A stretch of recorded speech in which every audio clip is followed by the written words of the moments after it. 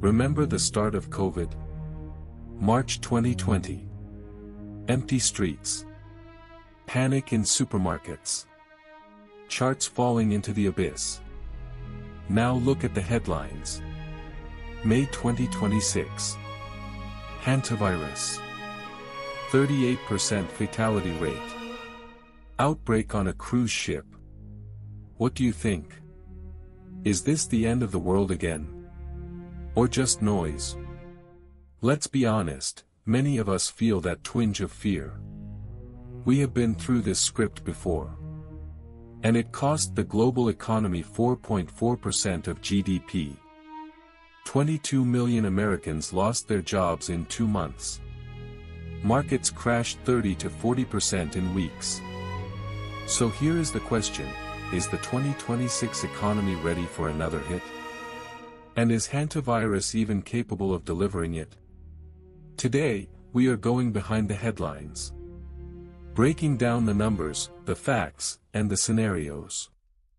By the end, you will understand why the world has become much more fragile than it was 6 years ago.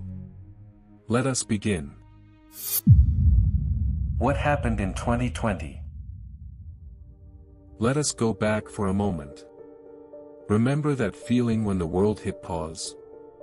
Wuhan, December 2019, nobody paid attention. By March 2020, the WHO declared a pandemic, and half of humanity was under lockdown. The economy did not just slow down, it stopped. Air travel collapsed 70%. Oil went negative for the first time in history. Minus $37 per barrel. Can you wrap your head around that? A commodity that was more expensive than gasoline suddenly became worth less than zero. The S&P 500 lost 34% in just 35 days. US unemployment soared to 15%. This was not a crisis. It was an apocalypse. But why was COVID so devastating? 3 reasons: airborne transmission, long incubation period, and asymptomatic spread. The virus traveled faster than the news about it. And here is the question, does Hantavirus have even one of those properties? Let us check. What is Hantavirus? Now, the main question. How dangerous is Hantavirus, really? The answer may surprise you. Yes, it is dangerous. Very dangerous. For those who catch it.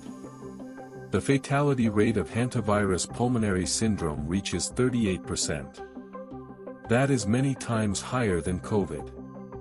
But ask yourself another question, how does it spread? And here is the key difference. Hantavirus does not transmit easily between humans. You will not catch it on the subway or in an office.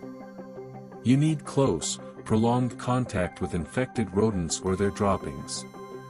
The outbreak on the MV Hantavirus cruise ship in May 2026, 8 cases, 3 deaths, grabbed attention precisely because it is rare. This is not the start of a pandemic. It is a tragic but isolated incident. WHO's Maria Van Kerkhove said it directly, this is not the start of a new pandemic.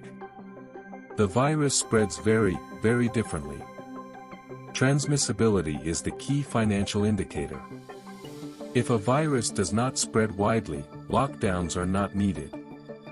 Ready to see how the markets reacted? Market reaction. Still, markets did react. Remember how everything collapsed in 1 week back in 2020? This time it is different. But let us go in order. Moderna and other biotech stocks jumped. Investors remembered 2020 and played ahead. What about cruises? Royal Caribbean, Carnival, they fell. Makes sense.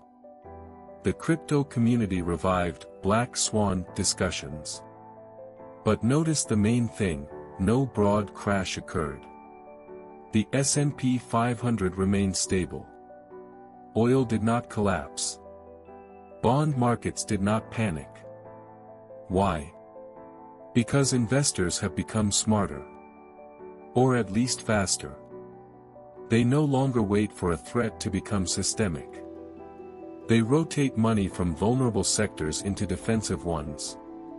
But they do not flee the market in terror. Stephen Dover from Franklin Templeton said, "The key question in the coming days is whether this virus remains contained." So far, the answer is yes. But here is what really matters. The macro environment in 2026 is much more fragile than it was in 2020. And I am about to explain why. Why 2026 is worse. Now, the most important block.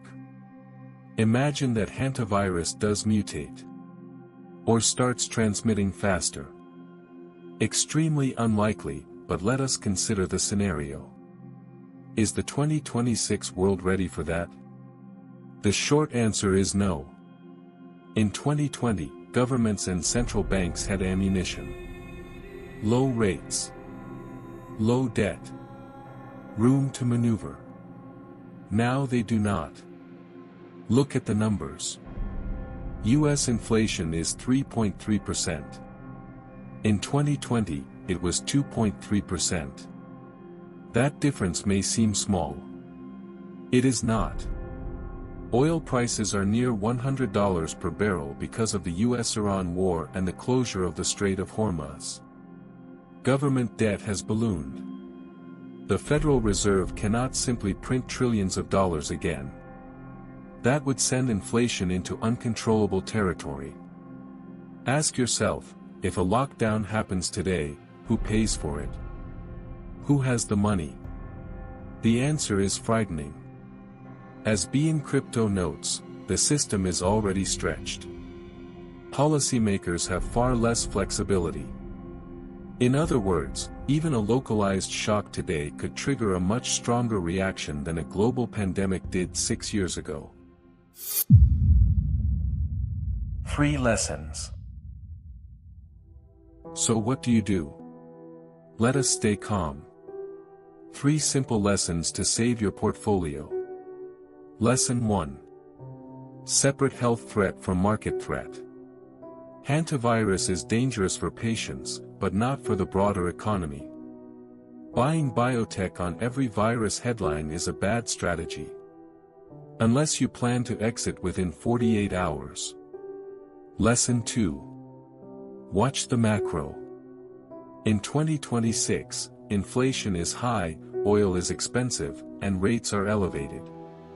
Any new shock, virus, war, or default, will hit harder than in 2020. Because regulators have no room to maneuver. Lesson 3, the most important. Do not panic, but prepare for volatility.